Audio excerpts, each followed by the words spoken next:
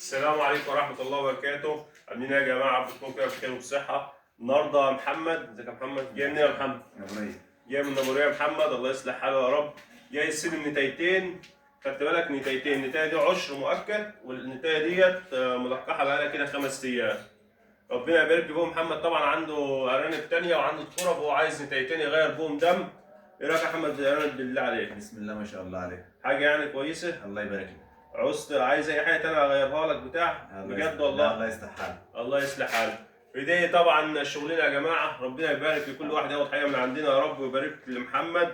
خدت بالك واهتم بيهم بالله عليك يا محمد. الحاجه طالعه لك نظيفه، انا بسم الله ما شاء الله شعرته ناعمه وارضه نظيفه وحيويته حلوه، بس انت بتهتم بيهم اهم حاجه يا محمد. تمام؟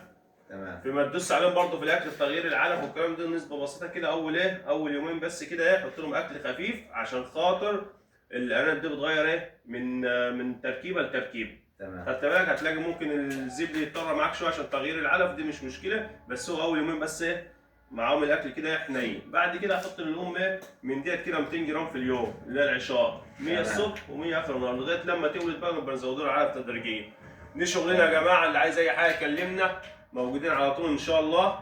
والسلام عليكم ورحمه الله وبركاته. خليك زي ما انت حاج، خليك زي ما انت حاج.